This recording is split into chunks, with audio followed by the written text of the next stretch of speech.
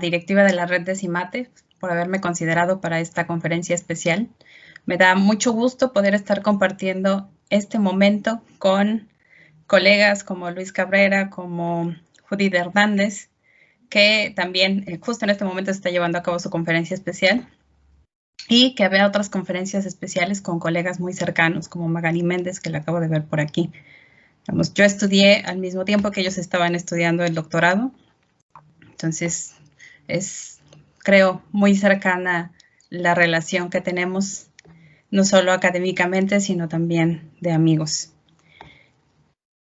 Voy a empezar con lo que preparé para ustedes el día de hoy. Me pareció importante no mostrar tanto el trabajo que yo hago, sino una reflexión a nuestra comunidad, tanto de personas que hacen investigación como de docentes, sobre por qué el género importa.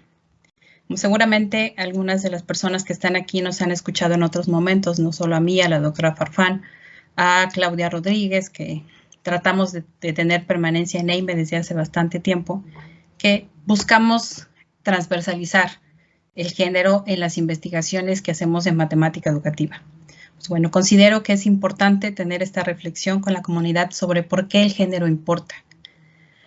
Y para mostrarles sobre por qué el género importa, voy a estar haciendo referencia a un conjunto de investigaciones que ya se han hecho desde la matemática educativa por muchas de las mujeres que están aquí en estas imágenes, que tienen ya trabajo publicado, ya trabajo hecho, pero hay otras de ellas que están en este momento haciendo sus propuestas de tesis de maestría, de tesis de licenciatura, de tesis doctoral, y que están interesadas en este tema y no queremos perderlas. Queremos que sigan en ello, porque lo que voy a mostrarles a continuación espero que dé evidencia de lo importante que es que podamos transversalizar el género en matemática educativa.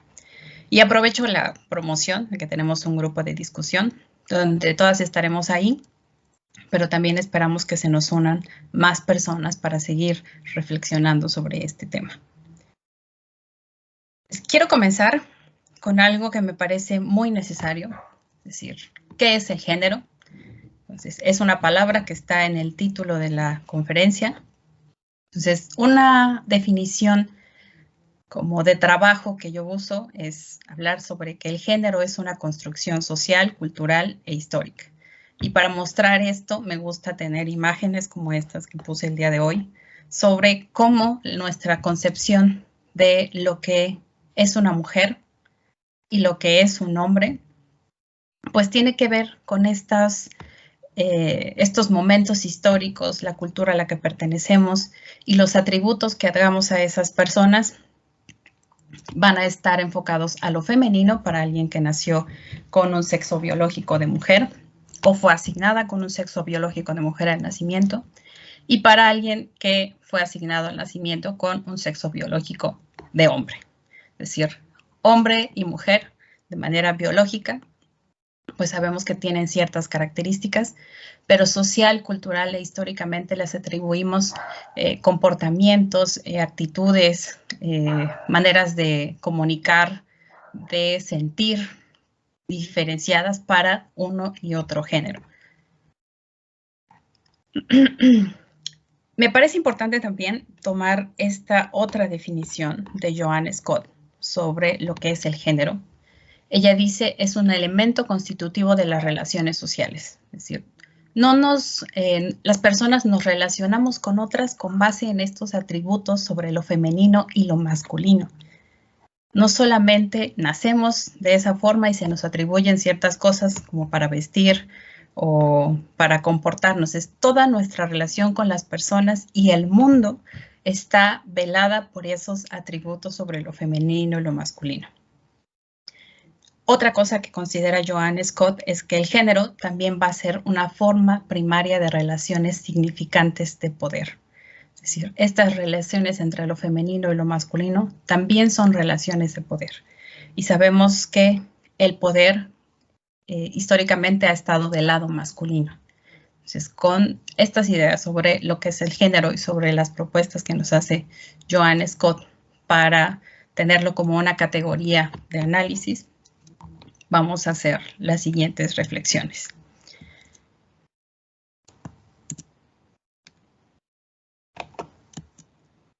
Ok. He decidido comenzar con un análisis del triángulo de la didáctica que me gusta mucho hacer casi en todos los lugares donde recientemente presento el trabajo que hago.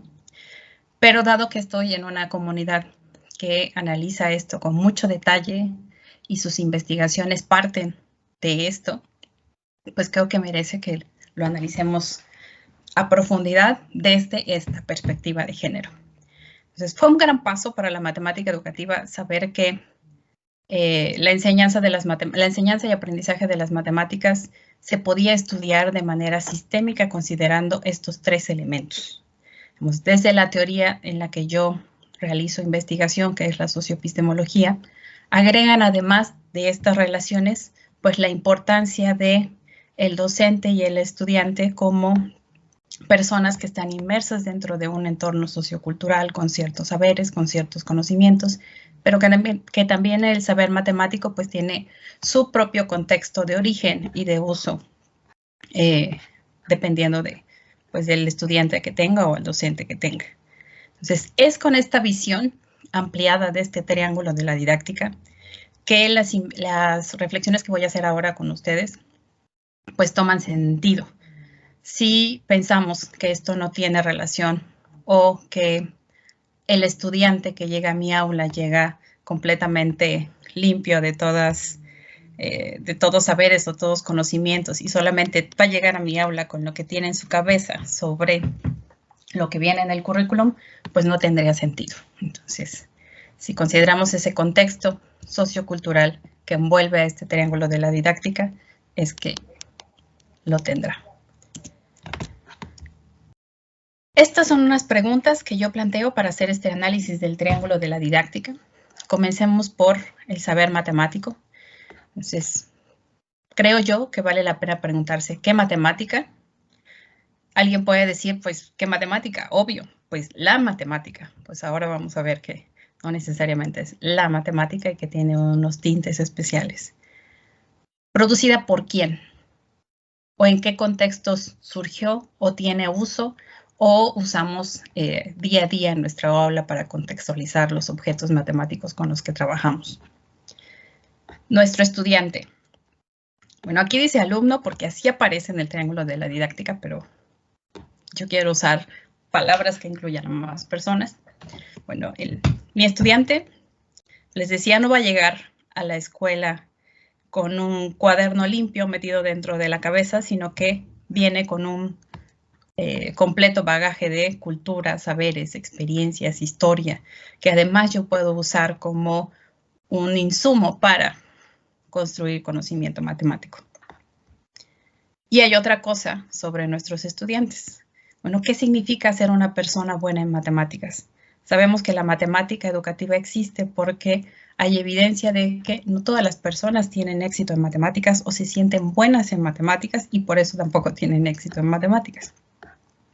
Entonces vamos a preguntarnos eso también. Un docente, pues bueno, me gusta este juego de palabras porque un docente tiene estas tres funciones. Decidir qué va a enseñar, ok, matemáticas, pero qué, en qué se va a enfocar, cómo la va a enseñar y para qué la va a enseñar. Entonces, todas estas preguntas que tengo aquí las vamos a ir reflexionando con el material que preparé para ustedes.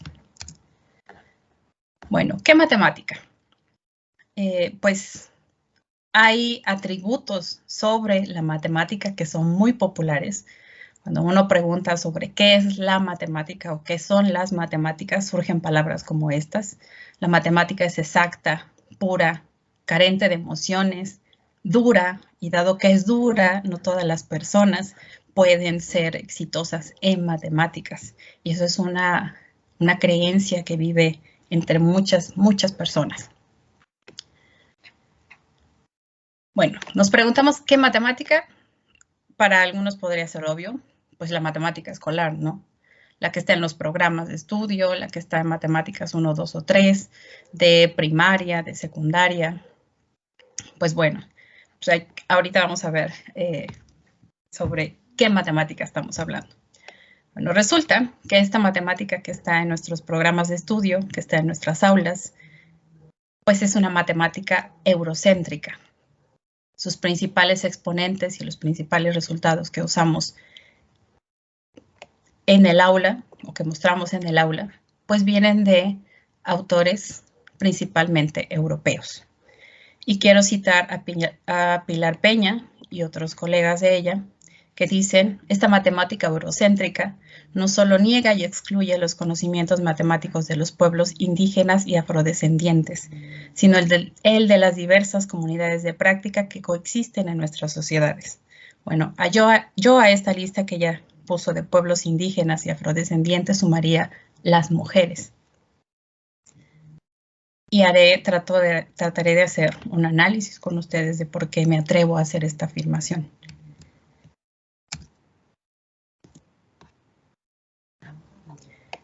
Espero que me sigan viendo y escuchando bien porque como que de repente mi presentación se pausa. Ok, para seguir haciendo este análisis, bueno, tratemos de hablar sobre una matemática producida por quiénes. Decía hace rato que los principales representantes de la matemática, o al menos esos que nombramos en nuestras aulas, son de origen europeo, pero además son en su mayoría hombres, en su gran mayoría hombres, de raza blanca, como podemos ver en estas imágenes, con una buena posición económica, como también las imágenes nos lo dejan ver, y por supuesto heterosexuales. Ya sabemos lo que pasó con aquel que se atrevió a decir, soy homosexual, y aunque tenía grandes aportaciones en la matemática, pues aún así lo condenaron por esa situación. Entonces, la palabra que se usa para este tipo de construcciones socioculturales como la matemática es que es androcéntrica. Está basada en este tipo, está construida, está pensada, está racionalizada en este tipo de persona. Un hombre de raza blanca, de buena posición económica y heterosexual. Es decir, las mujeres no aparecemos en la historia de la matemática, o no aparecemos mucho. No aparecemos en los salones de clase, en las ilustraciones de los libros de historia. Y dirían, bueno, sí hay mujeres matemáticas, sí están ahí, sí están apareciendo. Entonces, acá están. Estas son algunas de las mujeres matemáticas que sí llegan a aparecer en nuestros programas de estudio, tal vez algunos en los de nivel superior. Pero sabemos que el trabajo de ellas no recibe el reconocimiento que merece, tanto que no son tan nombradas en nuestros programas o en los libros de texto o en los libros de historia, pero que además, cuando uno consulta sus biografías en línea, pues sus biografías van a comenzar con hija de, hermana de, esposa de, discípula de o las primeras. Cosa que no sucede cuando en línea uno busca una biografía de un matemático. Va a aparecer, es un astrónomo, es un físico, un matemático, un astrónomo, porque suelen ellos tener muchas de esas denominaciones. Entonces, ¿por qué sucedió esto? Bueno, sucedió primero como de manera cultural. Las mujeres pues no tenían tiempo para darse oportunidad de conocimiento, pero algo que me parece muy reprobable y creo que la humanidad no lo debe, es que se nos impidió a las mujeres el acceso a las universidades. Entonces, esa fue una decisión real. No se permitía el acceso a las mujeres a las universidades. Y en la actualidad, aunque se nos permite el acceso, no somos libres de elegir la carrera en la que queremos desempeñarnos. Digamos, si alguien elige, digamos, astronomía, que es un área donde hay muchas mujeres, las mismas astrónomas reconocen que va a ser una carrera difícil para una mujer y que tal vez no la va a pasar bien ahí por el ambiente que se vive en una carrera de astronomía. Es decir, no solo es el conocimiento o lo que ellas sean capaces de hacer, sino ese ambiente que les va a permitir desarrollarse como profesionales. Les decía hace un rato que en las biografías libres, en línea, pues las mujeres aparecen como hijas, hermanas, esposas. Pero Gisela Espinosa, hace unos días en una conferencia, dio evidencia de que también en los libros de historia o en los libros de biografías oficiales, las mujeres aparecen con esta denominación, hijas, hermanas, esposas, discípulas. Otra cosa que podemos notar de las mujeres matemáticas es que no las dejan ver como mujeres extraordinarias.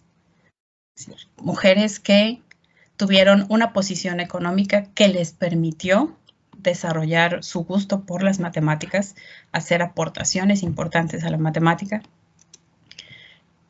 pero que también se les retrata como con un dote, una pizca de genialidad o, decía yo, extraordinarias.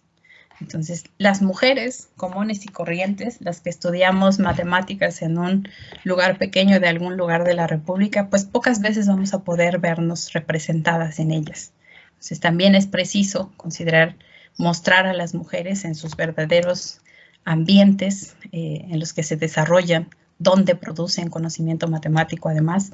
Y espero que se hayan dado cuenta que por aquí puse a una mujer matemática mexicana, su nombre es Mónica Clapp, para mostrar que hay muchas mujeres matemáticas a las que podemos hacer referencia cuando estamos hablando de mujeres en la ciencia. Pasemos a en qué contextos ese conocimiento, objetos matemáticos que yo integro en mi aula de matemáticas o que considero para mi investigación en matemática educativa, el saber tiene uso o surgió ese saber. Bueno, puse imágenes aquí que hacen alusión pues a la astronomía, a la navegación, la física, la ingeniería, la arquitectura, áreas del conocimiento con un nombre que además es muy reconocido, pero que además estas imágenes nos dejan ver que esos contextos en los que usamos a la matemática incluso actualmente en nuestras aulas, pues ostentan poder y dominación. Es decir, guerra, la capacidad de conquistar otros lugares, tener conocimiento sobre el universo, algo que ni siquiera podemos tocar. Y lo contrario sería pues contextos que no aparecen en nuestros programas de estudio, en nuestros libros de texto, en nuestros diseños didácticos, que tienen que ver más con cosas feminizadas, con lo que está dentro de lo privado, lo que no se puede decir, no se puede contar, que corresponde a las mujeres. Entonces aquí pueden ver un condón femenino que tiene una forma geométrica que merecería ser estudiada. La menstruación, que nuestra colega Nayeli López ya la recuperó para una investigación. El crecimiento de los infantes, el bordado. A mí me fascinan los bordados y la cantidad de conocimiento geométrico que podemos ver ahí y seguramente de otros tipos más. Y el cuidado del medio ambiente. Entonces, todos estos contextos que yo puse aquí como ejemplo, pues no van a ser contextos de poder y dominación. Sin embargo, están dentro de la vida humana. Y además van a ser contextos de poco prestigio. Quien trabaje con estos contextos o se refiera a este tipo de cosas en sus investigaciones o en sus aulas, pues no va a tener el prestigio que tendría uno de estos de acá. Ok, vayamos ahora a quién es mi aprendiz, quién es esa persona que está ahí en mi aula o que trabaja conmigo. Bueno, sabemos que además que tiene, les decía yo, que viene al aula con experiencia, saberes, historia, cultura, conocimientos de su comunidad. Pero además, todos esos conocimientos, saberes, experiencias, están trastocados por las normas de género. Decíamos hace rato que nuestra manera de interactuar en el mundo es a través de esas normas de género. Cómo debemos comportarnos hombres y mujeres, cómo debemos sentir, dónde debemos ubicarnos, ya sea como personas o profesionalmente. Y me parece importante en este momento sacar esta pregunta de qué significa ser una persona buena en matemáticas. Podremos pensar muchas cosas. Poder repetir muy bien los algoritmos, poder aplicar los conceptos que aprendo en mi clase de matemáticas, participar en olimpiadas de matemáticas y tener éxito. Esas podrían ser ideas sobre lo que tendríamos de éxito en matemáticas. Pero ¿quiénes pueden ser exitosas en matemáticas? ¿Qué personas pueden ser exitosas en matemáticas? Pensemos en personas mexicanas. Bueno, cuando salen los resultados de PISA, los periódicos no dejan de decir que a México nos sigue yendo mal en matemáticas. Personas de bajo nivel económico, con discapacidad, de un grupo étnico. Entonces, pongo estas preguntas para jugar con esas concepciones que tenemos sobre la matemática y quién podría tener éxito en matemáticas. Y finalmente, pues mujeres. Las mujeres pueden ser exitosas en matemáticas. Seguramente aquí hay docentes, tanto mujeres como hombres, y dirán, sí, claro que las mujeres pueden ser exitosas en matemáticas. Podrían decir, bueno, y pasemos a esta otra diapositiva que tengo con más detalles sobre lo que acabo de mencionar. Bueno, mujeres y logro en matemáticas, o mujeres y altos logros o bajos logros en matemáticas. Pues Planea y PISA, con cada emisión, reportan una disminución en el aprovechamiento de las mujeres al avanzar su edad en comparación con los varones. Es decir, mientras que en primaria las mujeres solían tener un puntaje mayor que los varones, al avanzar a secundaria disminuye, por supuesto, en matemáticas, y al avanzar a nivel medio superior disminuye mucho más. Lo mismo pasa con PISA, que sabemos que se aplica para estudiantes de 15 años o más. Siempre el puntaje de las mujeres PISA es en promedio menor que el de los varones. Entonces, pero no quiero quedarme con este dato porque una prueba estandarizada no nos dice mucho sobre el real aprovechamiento o logro de las mujeres en matemáticas. Pero no lo dicen, los profesores también nos pueden dar su opinión y seguramente muchos se van a sentir identificados. Cuando estas investigaciones que pongo abajo, la mayoría de ellas, se preguntan sobre quiénes son sus mejores estudiantes, pues resulta que las mujeres son las mejores estudiantes. Son responsables, ordenadas, trabajadoras, pero no las consideran inteligentes o no las consideran con el talento necesario para matemáticas. Hay otras investigaciones que reportan que no hay diferencias en el desempeño en matemáticas, al menos en los niveles bajos. Entonces, pues no tendría sentido para estos docentes o para estas investigaciones decir que hay diferencias en el desempeño entre mujeres y hombres. O sea, en niveles bajos a todos les va igual de mal. Pero la escasa presencia de mujeres en olimpiadas de matemáticas nos dice mucho. Y aquí se movieron un poco mis diapositivas. Entonces, sí, los docentes nos están diciendo, pues las mujeres son nuestras mejores estudiantes de matemáticas. ¿Por qué no hay tantas mujeres en las olimpiadas de matemáticas? Tengo un análisis histórico de la cantidad de mujeres que han participado en el equipo mexicano de olimpiadas de matemáticas. Pues son 2 en los últimos años y una de ellas repitió 2 veces. Entonces son muy poquitas. Y lo que hemos encontrado es que conforme avanzan las olimpiadas, ellas también van dejando esos grupos de preparación para trabajar en olimpiadas. En primaria son muchas, en secundaria disminuye y en nivel medio superior son muchísimas menos. Y lo mismo pasa cuando se va avanzando en los exámenes de olimpiadas. Entonces, estamos haciendo ahora acá con el grupo de investigación en Tamaulipas un análisis de cómo es el avance de las chicas en esas pruebas de olimpiadas y cómo es su desempeño en las pruebas tipo olimpiada, que hasta ahora lo que he descubierto es que pues al final estos estudiantes siguen aplicando algoritmos más sofisticados, más elaborados, pero siguen siendo algoritmos. En esta investigación encontramos que los padres tienen bajas expectativas sobre sus hijas. Hasta ahora es lo que tenemos. Pero también habíamos identificado en otras investigaciones, una de Estados Unidos en especial, es que las familias apoyan en mayor medida el desarrollo de las capacidades sobresalientes de los varones. Si se identifican a un hijo con capacidades sobresalientes, pues buscan los espacios, las escuelas, para que pueda desarrollar su habilidad. Ursini y Ramírez, Rodríguez, Claudia Rodríguez y Sonia Ursini, pues dicen que en su investigación encontraron que las estudiantes más exitosas en matemáticas van a ser aquellas que crezcan en ambientes donde se promueva con mayor frecuencia la igualdad de género y en familias donde se fomenta el desarrollo de habilidades, conocimientos, capacidades, valores y afectividad de la misma forma en mujeres que en hombres.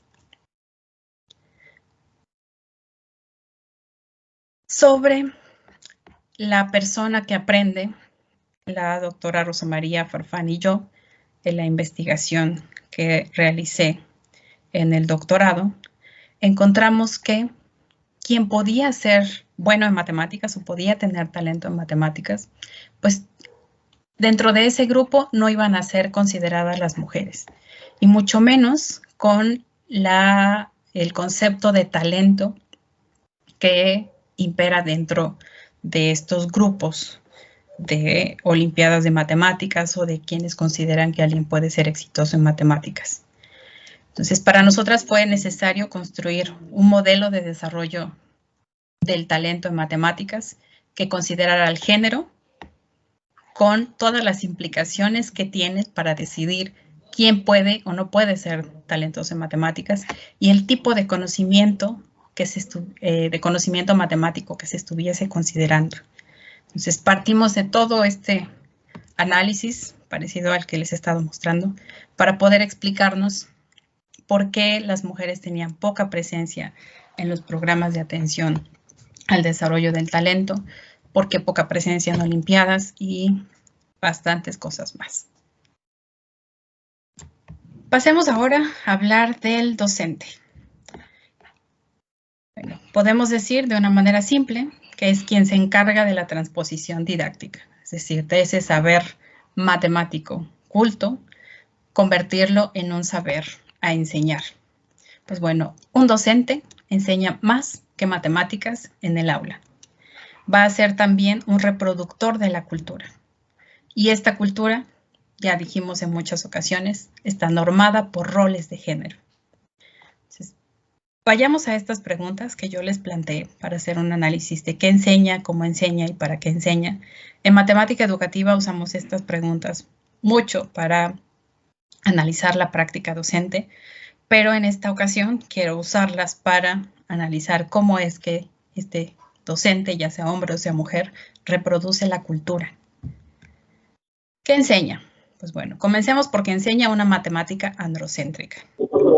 Y además enseña algo que desde los estudios de género denominan currículum oculto de género.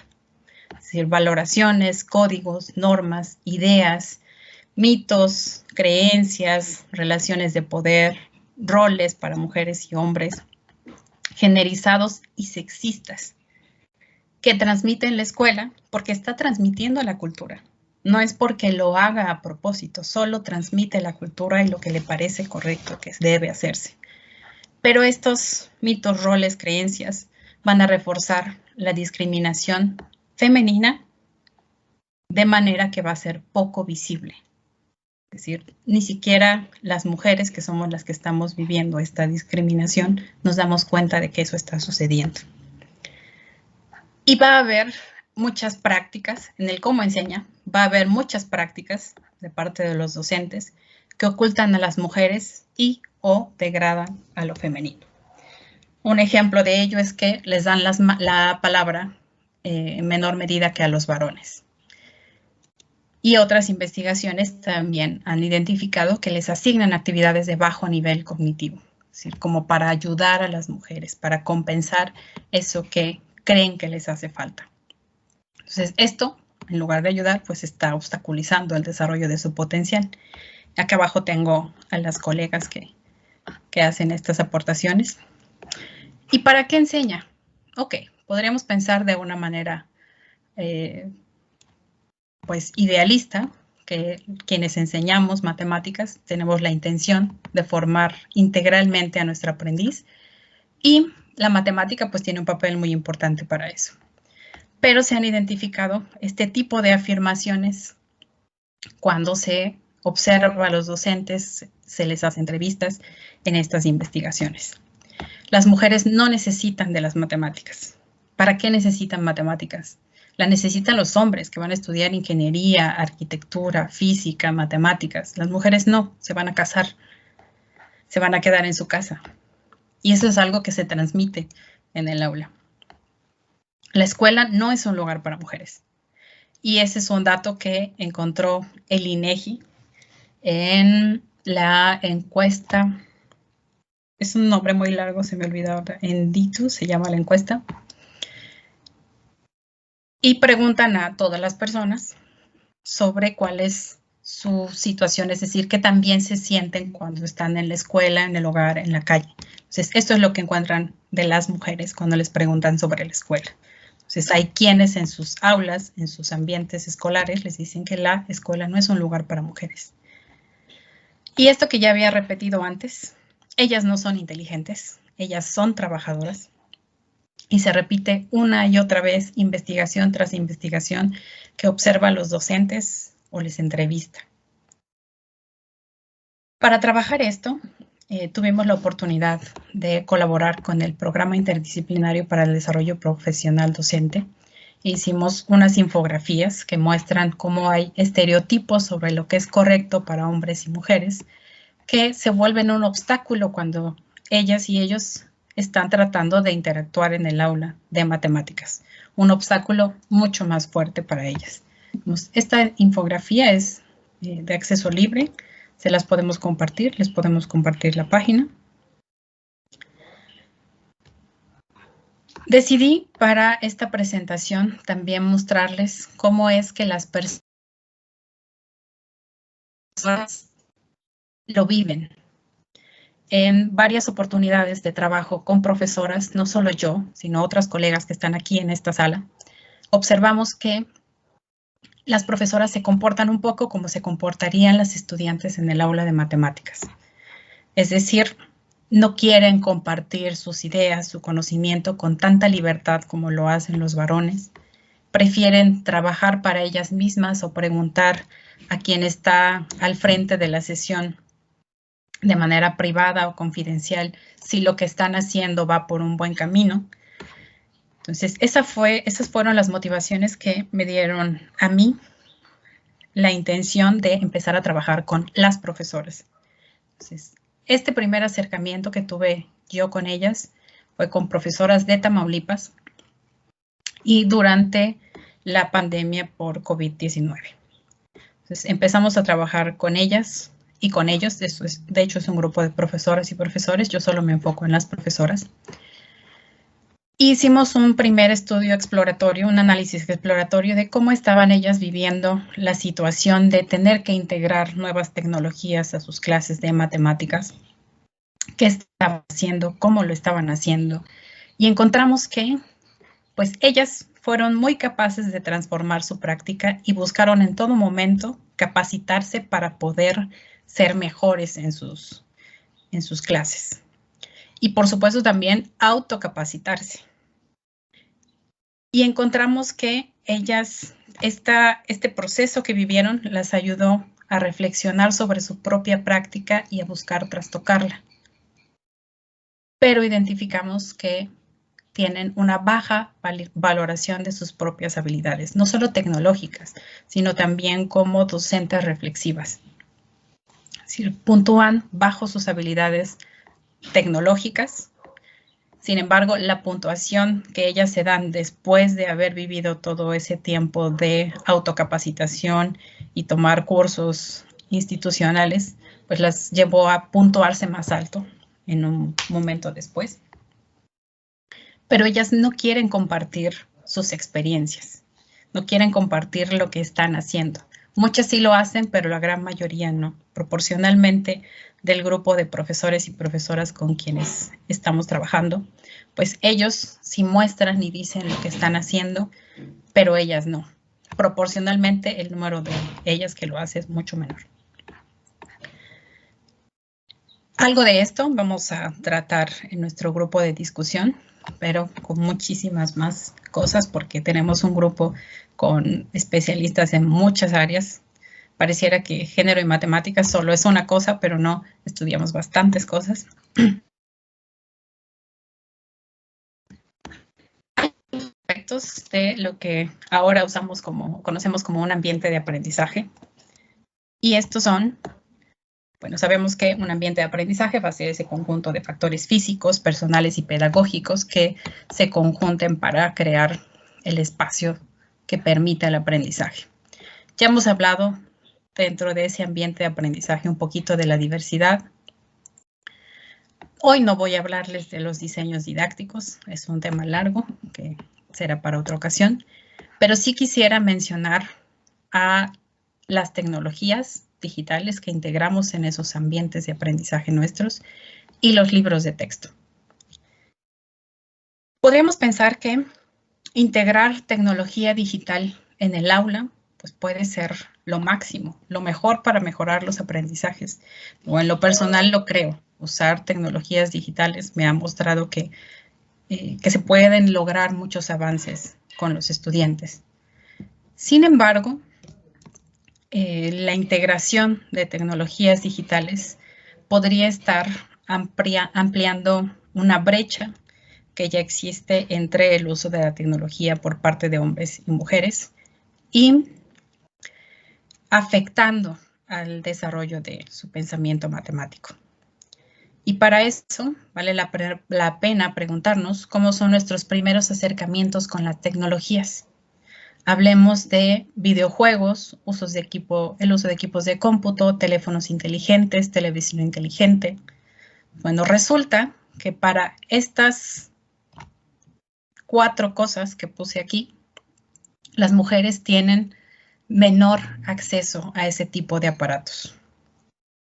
Hay un número que da la UNESCO, que es que en países como el nuestro, 8% menos mujeres que hombres van a tener acceso a un teléfono inteligente, por ejemplo. Y sabemos que durante estos tiempos de pandemia, pues tener por lo menos acceso a un teléfono inteligente era crucial. Entonces, ¿quiénes tuvieron en este tiempo de pandemia acceso a esos teléfonos inteligentes? ¿Qué uso hacemos de la tecnología digital las mujeres y los hombres de todas las edades? Pues INEGI y Mujeres se encargan de hacer año con año un análisis sobre el uso que hacemos de la tecnología y de muchas otras cosas más, y encuentran que hacemos un uso diferenciado de ella. Mientras que los hombres hacen uso de la tecnología para descargar software, para hacer transacciones bancarias y para el entretenimiento, las mujeres lo hacemos para apoyar a la educación, buscar información y mantenernos comunicadas. Entonces, si hacemos un uso diferenciado de la tecnología, ¿cómo se va a reflejar eso cuando estamos planteando situaciones, diseños didácticos que integran el uso de la tecnología? ¿Nos vamos a sentir tan libres de manipular, de usar esa tecnología? ¿Cómo afectaría nuestro desempeño o el desarrollo de nuestro conocimiento con ese tema en el que estamos trabajando? Entonces, eso es algo que vale la pena preguntarnos y que espero que en algún momento algunas de las que estamos en el grupo o más mujeres se integren y busquen hacer esta investigación. Un dato que a mí me parece pues muy importante y triste es que la población sin conexión a Internet es desproporcionadamente, y ya lo sabíamos, pobre, de zonas rurales, personas mayores, pero mujeres. La cita está así, y femenina. Esta es una cita también de la UNESCO. Más adelante tengo esa referencia. Ahora veamos a los libros de texto. Bueno, en matemática educativa hacemos mucho análisis de libros de texto. Con mis estudiantes yo hago análisis de libros de texto y leo el trabajo de muchas y muchos colegas que han hecho análisis de libros de texto y vemos cómo hacen el análisis. y que encontramos que nos sirva para hacer propuestas para rediseñar para diseñar actividades para el aula. Bueno, el mínimo de los problemas de los libros de texto es que hacen uso del masculino genérico, es decir, como si todos, solamente hombres, fueran protagonistas de esos libros de texto. Otro problema es que presentan roles rígidos y estereotipados. Estos clásicos de médicos y científicos hombres o bailarinas, enfermeras y amas de casa mujeres. Y además muestran una visión histórica de un papel que han ocupado las mujeres y los hombres que no está del todo claro. Actualmente hay muchas investigaciones que están mostrando cuál ha sido el real papel de las mujeres en la historia, no solo en matemáticas, sino en todas las áreas del conocimiento y en la evolución humana y el desarrollo de las sociedades. Entonces, pareciera que esa visión androcéntrica con la que se hacía investigación ocultaba el papel de las mujeres.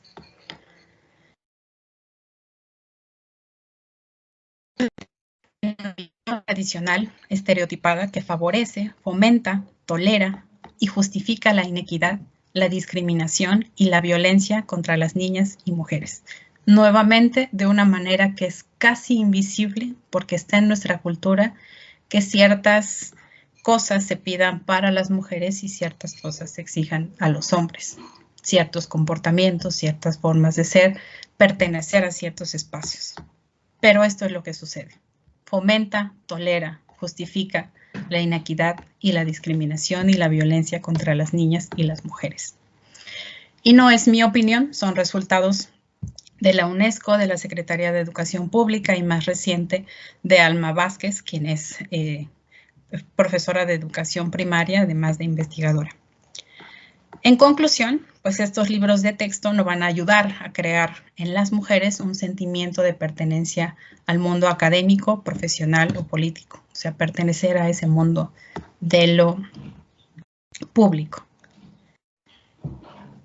Habría que preguntarnos, a partir de esos análisis que hacemos de libros de texto en matemática educativa, cómo se presenta la matemática cuando se le contextualiza en espacios feminizados. Creo que es algo que no se ha hecho. Las colegas que hay aquí que también hacen estudios de género, pues me dirán si ellas conocen que alguien haya hecho eso. Sí, podríamos decir, pues bueno, la matemática pues solamente va a ser ese contexto donde yo diga o son pasteles o son manzanas. No voy a notar si es feminizado o no, pero si hacemos un análisis profundo, creo que sí lo vamos a poder hacer. ¿Cómo está la matemática y qué papel está jugando? ¿Qué pide de los estudiantes? ¿Qué procesos cognitivos les lleva a desarrollar? Y para terminar, quisiera hacer 2 recomendaciones generales para la investigación y la docencia. 2 recomendaciones que están muy relacionadas. Y primero quiero hacer referencia a Marcela Lagarde, que es una teórica feminista muy importante en nuestro país. Y ella dice que es importante demostrar, y yo agrego mostrar, la existencia de las mujeres y la forma en la que están presentes en el mundo. Quitar esos velos androcéntricos para verlas realmente a ellas.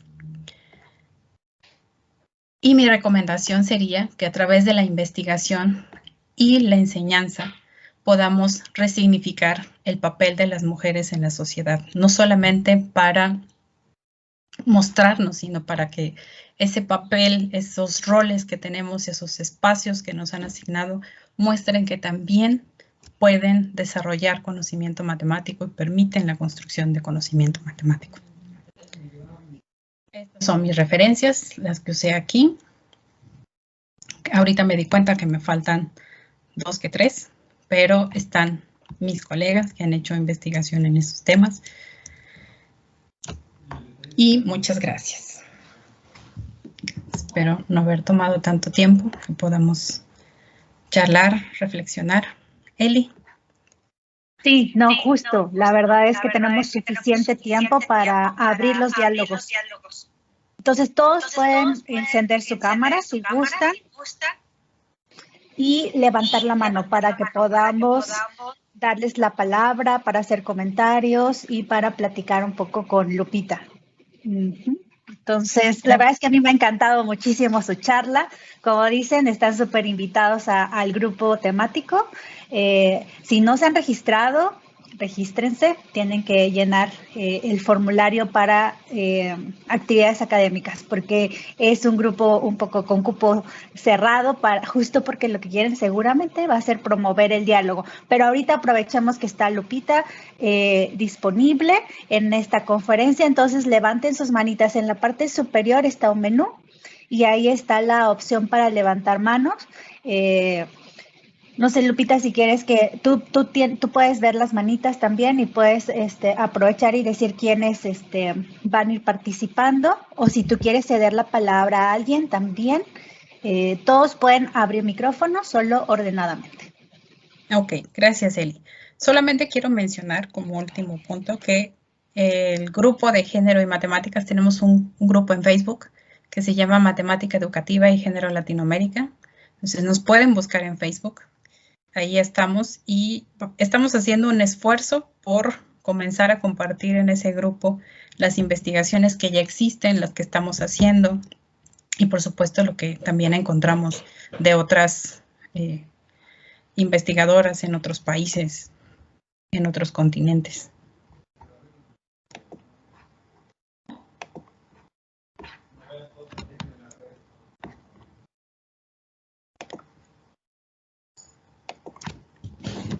Ok. No veo manitas todavía. No hay manitas. El chat no sé si no se está quedaron activado. con muchas dudas. O... Diana acaba de levantar la manita. Hola, buenos días. ¿Me escuchan bien? Hola, Diana. Perfecto. Hola, ¿qué tal? Buenos días a todos. Muchas gracias, Lupita. Es siempre un gusto escucharte, aprender de toda esta línea de trabajo que cada vez nos empieza a sacudir lo que hacemos, cosas que a veces damos por hecho, ¿no?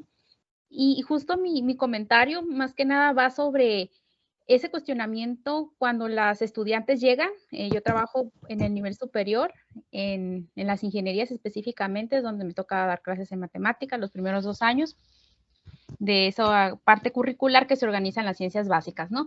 Vemos mayor presencia, sí es notorio que hay mayor presencia de mujeres, sobre todo en las áreas relacionadas con el cuidado, la biotecnología, cuestiones ambientales, todo lo que tenga que ver. También en ingeniería industrial, que es más administrativo, ¿no?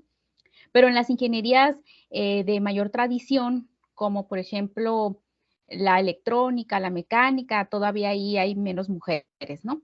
También la ingeniería civil ha tenido un despunte, al menos acá en la institución donde yo laboro, que son más o menos como, no llega a 6,000 estudiantes, pero sí es un campus pues con una matrícula importante. La mayoría, como les digo, son programas educativos de las ingenierías y hay una mayor presencia, pero lo que sí es que yo como profesora sí noto esa parte en las estudiantes. No me había puesto a pensar, ¿no? Que ellas muchas veces son más cohibidas en el sentido de que como que validan con sus compañeros varones en los equipos de trabajo, hablando en la presencialidad, que está correcto una cosa antes de participar. Y hay pocas que son más líderes, ¿no? Líderes en que sí se atreven a participar y todo eso. Pero lo que también veo, y sobre todo con las pláticas de la doctora Farfán también, que ella nos hacía ver también cosas, al igual que Lupita, es que en ese momento ya están masculinizadas, dice ella.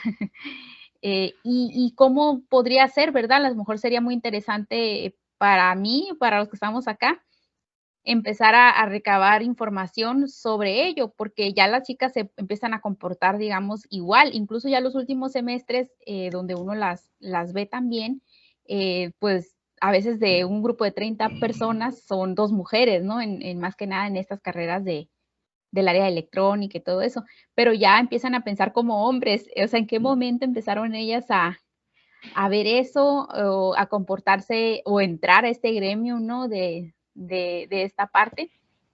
Y bueno, ese sería mi comentario, ¿no? Muchas gracias, Lupita, y saludos a todos. Gracias, Diana. ¿En qué momento comenzaron a ellas a comportarse como ese grupo?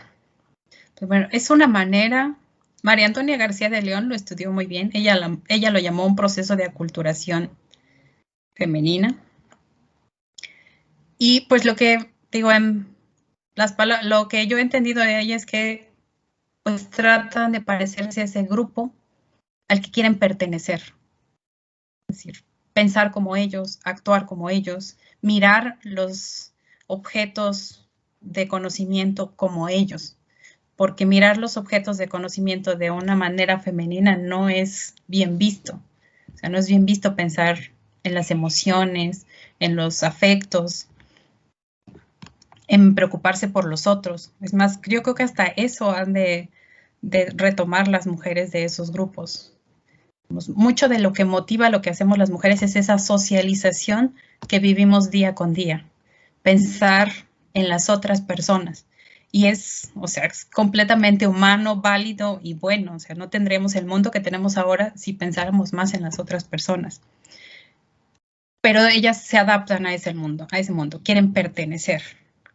No debería ser, o sea, deberíamos poder ser las personas que somos en el espacio en el que estemos, pero es el mundo del poder. Claudia levantó su mano. Gracias, Lupita, por tus comentarios y retroalimentación. Gracias. Sí, justo pensar en que no solo las mujeres nos masculinizamos para pertenecer, también sucede con todos los grupos minoritarios. Si tú te das cuenta, por ejemplo, hay negros que se blanquean, no como Jackson, que sí usó pigmentación diferente, sino como vestir, arreglar su cabello, generar ciertas pautas de conducta para pertenecer a ese grupo hegemónico. En nuestras sociedades, prácticamente en todas las del mundo, seguimos un sistema patriarcal que tiene ahí como base la heterosexualidad como norma, como lo normal, ser blanco, ser hombre, tiene un mayor prestigio que todo lo demás. Y todo lo demás tiene que irse alineando para pertenecer. Quienes han sufrido la discriminación y desean, en lugar de con sus propias herramientas y armas incorporarse o hacerse valer, pues lo que les queda más fácil es adherirse al grupo mayoritario o al grupo hegemónico, aun cuando no sea mayoría, pues en realidad no son mayoría, somos mayoría todos los que somos discriminados, pero para pertenecer estamos haciendo esas pautas. Y agradecer profundamente la charla de Lupita, me encantó y de verdad que es un goce mirar que empiezan a incorporar a colegas talentosas, talentosos para estas charlas. Me alegra y celebro. Gracias, Eime, organizadoras, organizadores. Gracias, Lupita, por la charla. Gracias, Clau. Quería yo agregar al comentario de Claudia, es que estamos socializadas para eso, para creer que eso es lo que tiene valor y también por eso nos adherimos a esos comportamientos, formas de pensar, de actuar. Es decir, de ver a los objetos de conocimiento. Quienes hacen investigación desde esa mirada, de hacer un mundo mejor para los hombres, no para las mujeres. Stephanie Paz Joyas. Daisy, perdón. No, ya se movió. Stephanie y luego está Daisy. Sí, muchas gracias primero, doctora, por su charla. La verdad es que es la primera vez que creo que veo una charla de este tipo.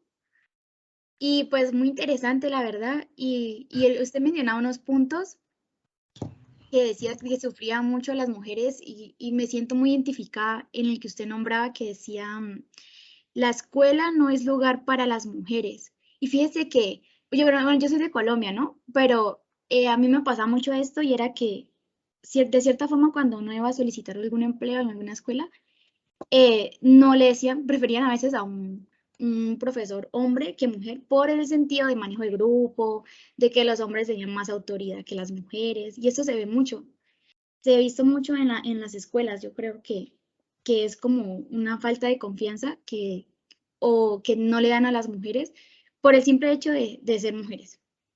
Y eso me ha pasado mucho a mí. Y inclusive cuando yo estudié la licenciatura en matemáticas, éramos como 3, 4 mujeres y el resto eran puros estudiantes hombres.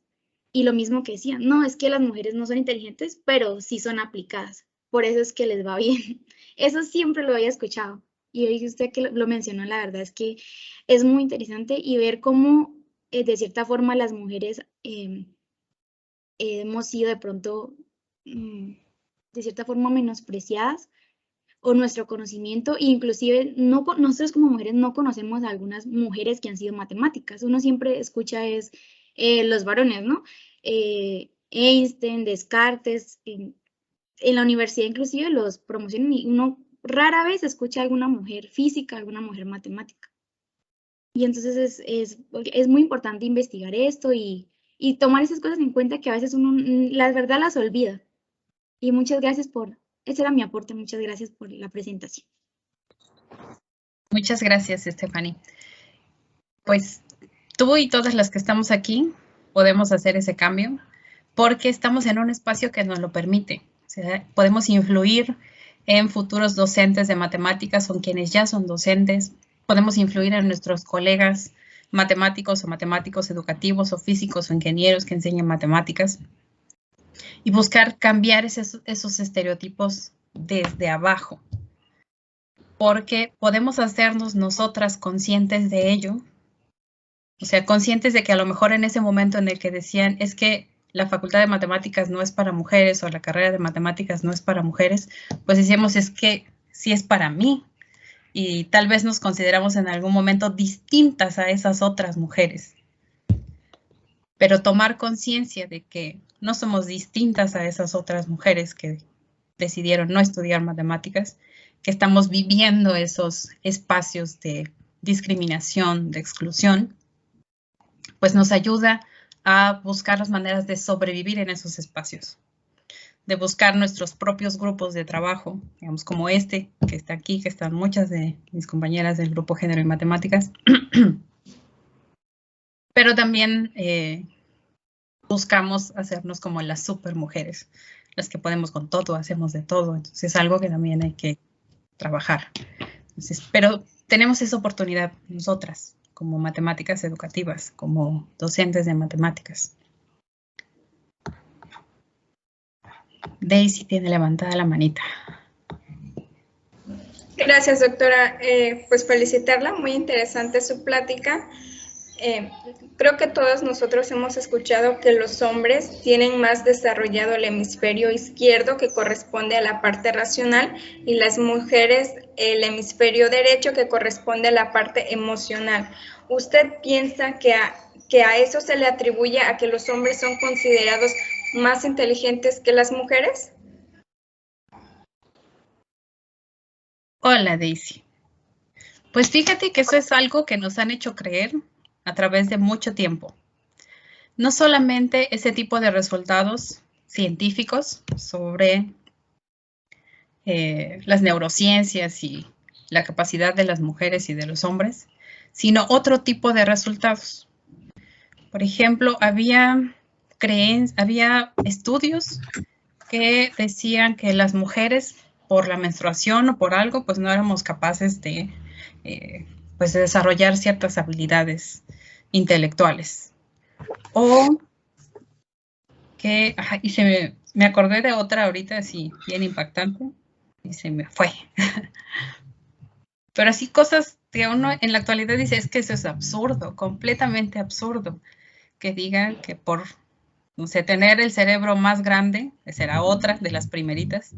Los hombres tenían el cerebro más grande porque tienen cuerpos más grandes, pues tenían una capacidad intelectual mayor que la de las mujeres. O esta otra de que los espermatozoides que van a ser varones son más rápidos que los espermatozoides que van a ser mujeres.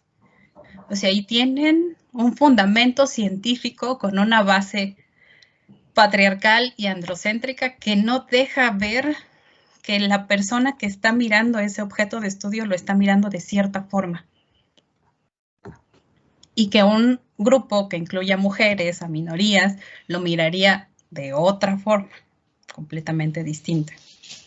Entonces, esta es una creencia que en algún momento trató de buscársele un sustento científico, fue publicada y todo. Entonces, investigaciones más actuales, con herramientas más avanzadas, se han dado cuenta que no es posible hacer una distinción entre un cerebro de hombre y un cerebro de mujer. Es decir, que las personas tenemos un cerebro tan complejo y tan rico que no es posible hacer ese tipo de distinciones. Y mis colegas no me dejarán mentir y todas están diciendo sí, porque tuvimos toda una charla y tarde de reflexión sobre ese tema en nuestro grupo Género y Matemáticas. Muchas gracias, doctora. Queridísima Carla, qué bueno verte. Carlititita.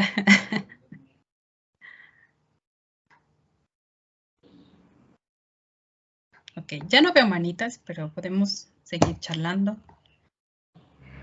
Y eso es lo que les iba a decir, igual y no estaban como tan atentos, pero el diálogo está abierto, tenemos suficiente tiempo y la idea es de que pidan la palabra y los micrófonos están abiertos.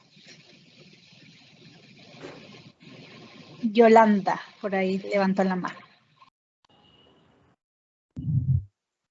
Hola, buenos días. Bueno, solo quería agregar algo que me quedé pensando a partir de esto que mencionaban sobre las mujeres en ingeniería se masculinizan. No, creo que también podría ser, bueno, sí se mencionó un poco, pero como una forma de protección, ¿no? Como porque supongo que en estas carreras, por ejemplo, el acoso sexual, y bueno, estas situaciones ocurren como mucho más frecuentemente, y considero que el convertirse un poco como pues sí, en otro hombre, así como, bueno, en ciertas actitudes, pues ayudar, ¿no? Como a disminuir un poco estas situaciones, ¿no? Que bueno, no con la,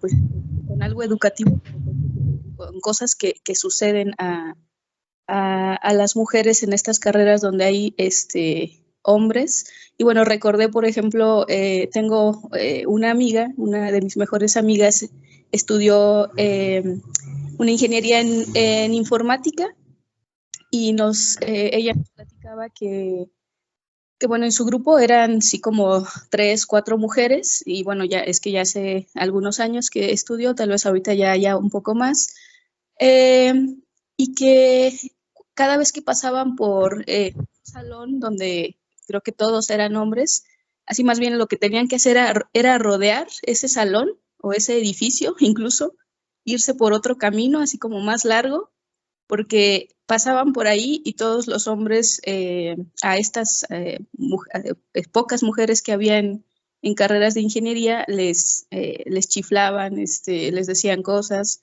Entonces son como, pues, muchas otras cosas que están ahí dentro, ¿no? No solamente, pues sí, esta diferencia en siquiera elegir la carrera con ingeniería, que bueno, ya es como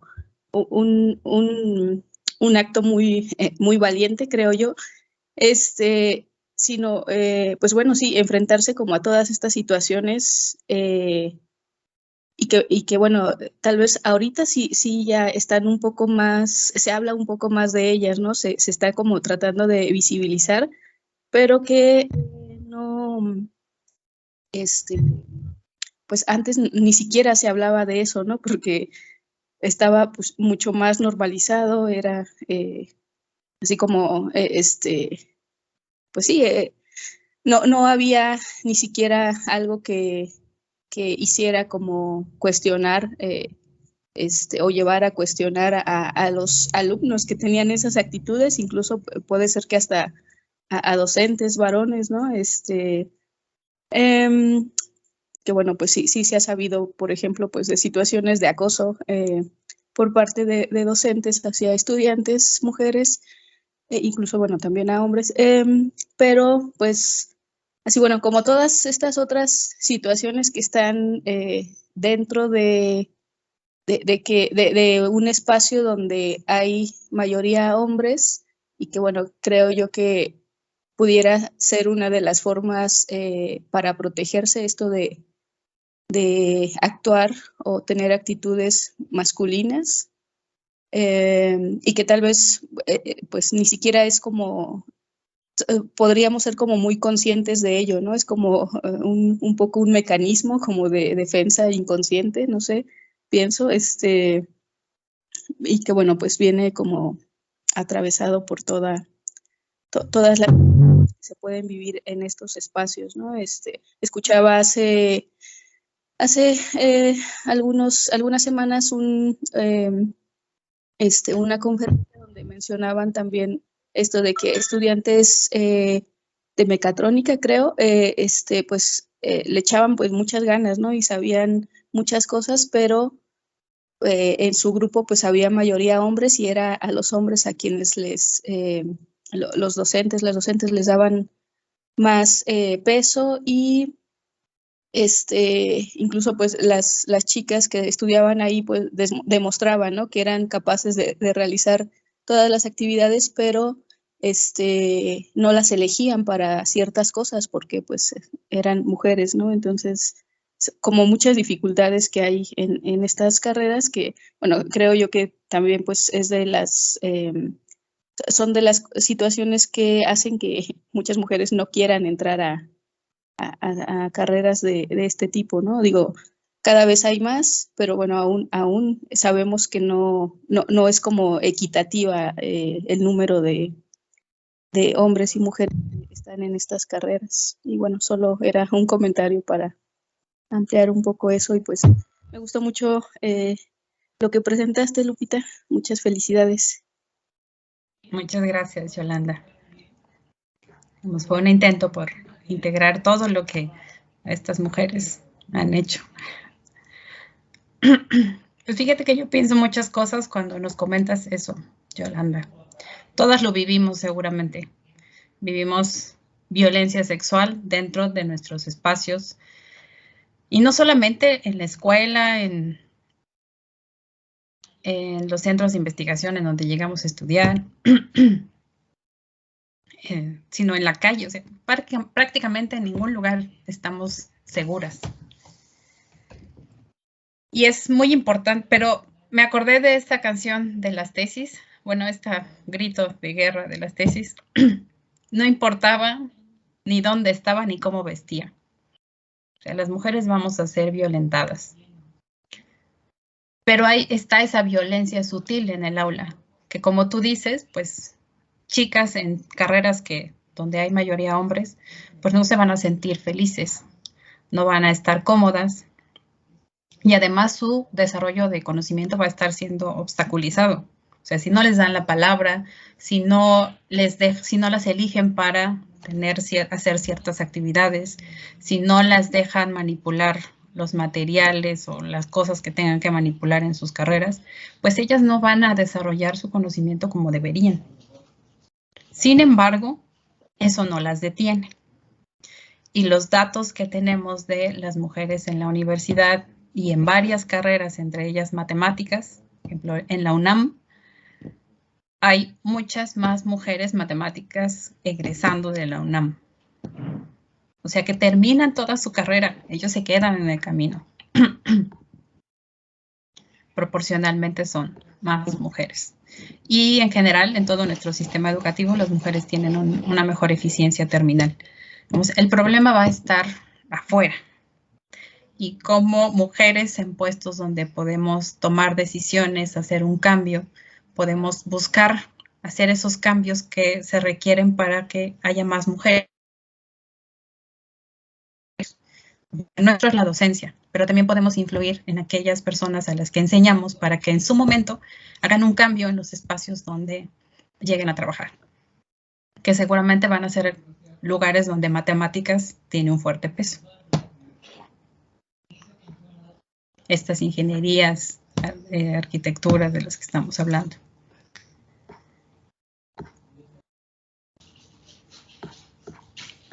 Les sigo viendo y escuchando. Más manitas. Karen Yasmín. Creo que es Karen Yasmín, mi estudiante. Hola, Karen.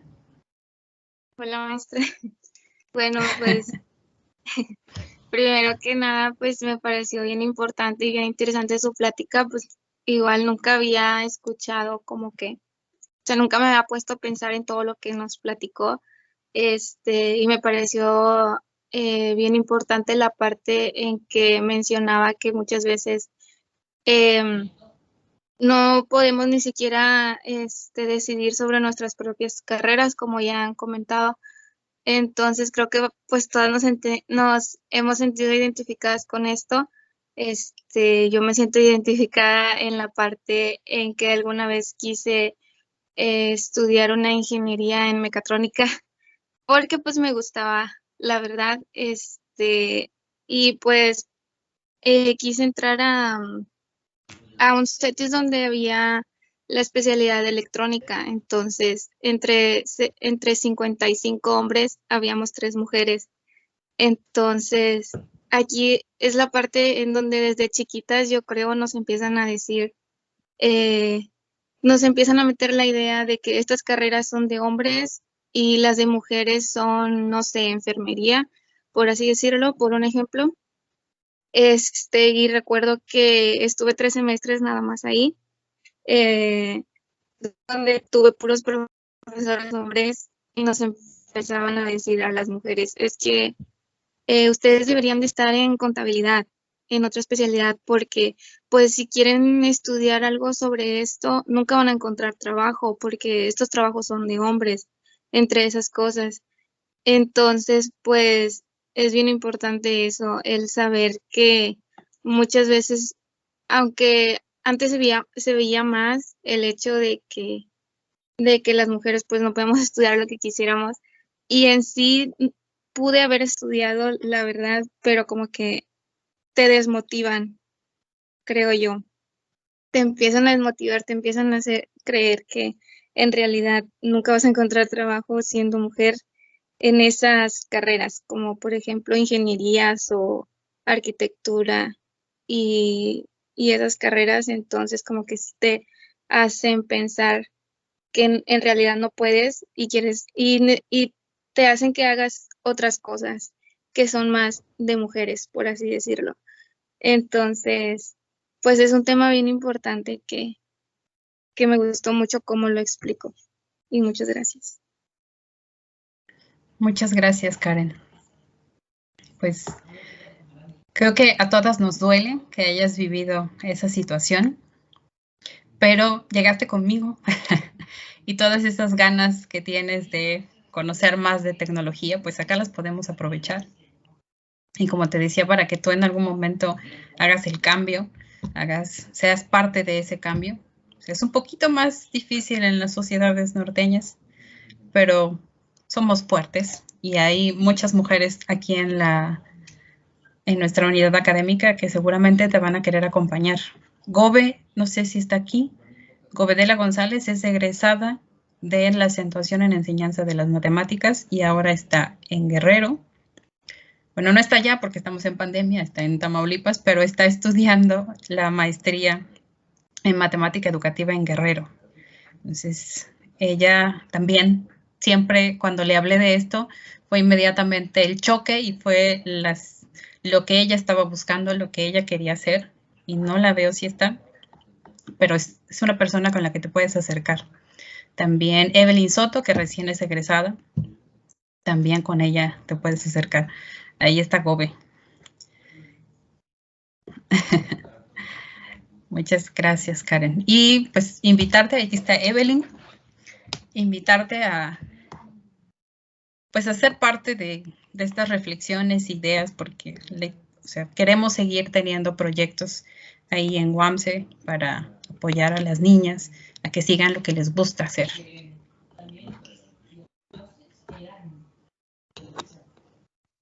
Veía yo otra mano, Yolanda y Carla.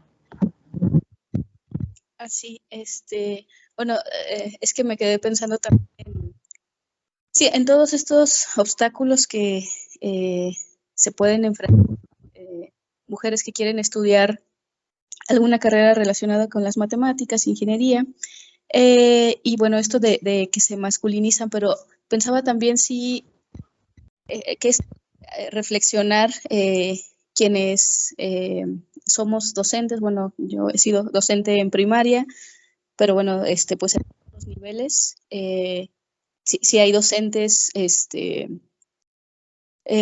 mujeres en ingenierías, pues también, ¿no? Creo que sí es muy importante que se pueda hacer estas reflexiones para, pues, de estas situaciones de las que muchas veces no somos conscientes, y también para, pues, como poder apoyar más a las estudiantes, ¿no?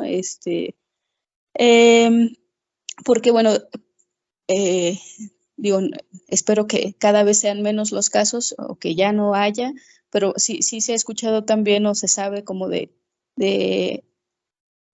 docentes mujeres que también como que se masculinizan, se puede decir.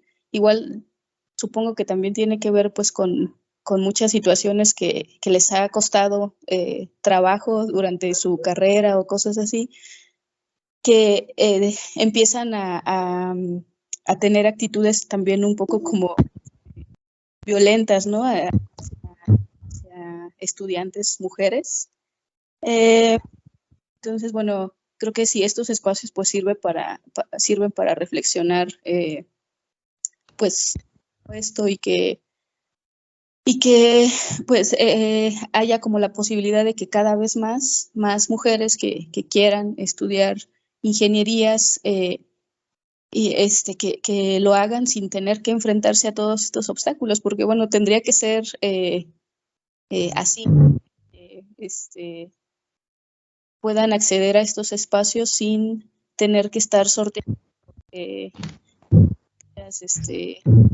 tipo, ¿no? Ni sexuales, ni por parte de sus compañeros o de sus maestros. Digo, es como algo que espero suceda muy pronto, y que pues solamente estén ahí porque pues eso es lo que les gusta hacer, lo que quieren aprender, y que puedan tener como pues la posibilidad de hacerlo sin tener que estar como sorteando todas estas otras cosas, todos estos obstáculos. Y bueno, las docentes y bueno, los docentes varones, espero, puedan ser como más conscientes de esto y pues facilitar el camino, ¿no? Para de igual manera hombres y mujeres, pero bueno, en este caso pues para las mujeres más, porque pues todavía no están como en igualdad de condiciones. Y bueno, ya. Gracias. Muchas gracias, Yolanda. Pues para lograr eso, todo eso que dices, necesitamos ser más.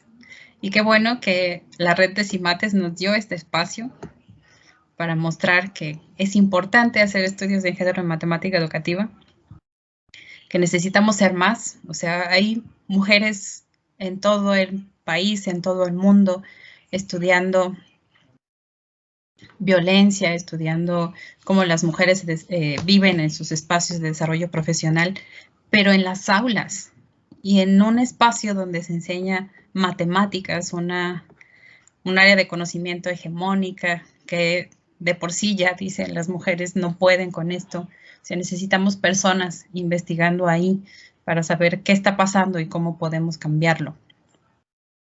Y hay hombres aquí, veo 2 que 3 hombres en la lista de asistencia. Entonces, habrán notado que no es contra los hombres, es contra toda una cultura patriarcal. Carla. Hola, hola a todas. Feliz de iniciar mi mañana viéndolas virtualmente, escuchándolas. Mi parte androcéntrica te diría muchas gracias, doctora Guadalupe. Mi parte femenina que quiero que gane hoy es muchas gracias, Lupita.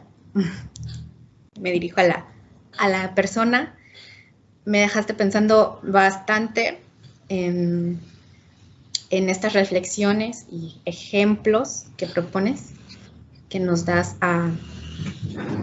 pones a la mesa para reflexión.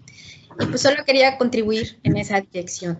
Me quedo con la pregunta dado que se ha mostrado y hay maneras de argumentarlo con investigación, por supuesto, que la socialización del día a día es lo que hace culturizarnos desde estas miradas. Me uno a esta pregunta que lanzas más sobre los cómo generar ambientes de aprendizaje en matemáticas, donde se promueva esa socialización, no sé, voy a llamarla así, socialización de los cuidados, o socialización de la inclusión o de la sororidad. La importancia no solo de mostrar a la matemática como esa ciencia exacta, sino como otro referente que puede incluir la parte subjetiva, que debe incluir la parte subjetiva y emocional, no solo de hombres y de mujeres, sino que es de un bien común, de los derechos humanos, pues. Entonces, por ciertos temas que ahora estoy también colaborando con compañeras, me hizo como hacer este vínculo, dada la presentación. Entonces, por eso quería aprovechar el espacio para agradecerte, Lupita, y para pues compartirlo con todas. Gracias. Muchas gracias, Doctora Mariscal, disculpe, ya falta un minuto para concluir y tenemos nada más 5 minutos de colchón. Gracias. Y tenemos 3 personas en la lista. Bueno, si quitamos a Carlita, 2. Ya estamos trabajando en eso, Carlita. Eso para mí es Carlita. Hemos hecho propuestas, pero no han tenido el éxito que pensamos que podrían tener, justo porque se mantienen estas cosas que son más poderosas, pero estamos en eso. Entonces les dije, hoy no les voy a hablar de diseños didácticos, eso es para otro día. Y ya se me fue, mejor sigamos con quien más quería participar para que podamos cerrar a tiempo. Pero lo anoté acá.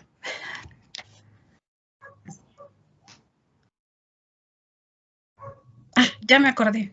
Se están logrando cosas. La doctora Socorro Valero tiene una presentación donde va a hablar del embarazo, es decir, un tema prohibido, un tema oculto, un tema privado, dentro de la clase de matemáticas, siendo analizado con matemáticas de variación y cambio.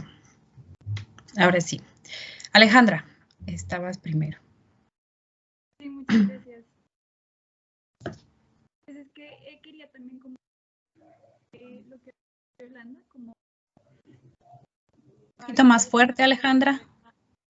Vale, gracias por decirme. ¿Ahí me escuchan bien? No, todavía no. ¿Ahí me escuchan bien? Mejor. Bueno, lo que quería era complementar como con respecto a lo que decía Yolanda y lo que pues decía Lupita sobre la masculinización. Y quiero decir que no solamente, o sea, también en cuanto a lo que viene siendo como el acoso sexual y todas estas cosas a las que nos enfrentamos, pero además, y lo que siento que viví desde mi experiencia, pues estudiando matemáticas, donde entramos 2 mujeres y habían de 40, éramos 2 mujeres. Entonces lo que yo siento es que si tú estás en un grupo con el que vas a estudiar, con el que vas a entablar amistad o demás, como tienes que, o te acostumbras a sus chistes machistas y estás de acuerdo a sus comportamientos misóginos, homófobos y demás, o estás sola.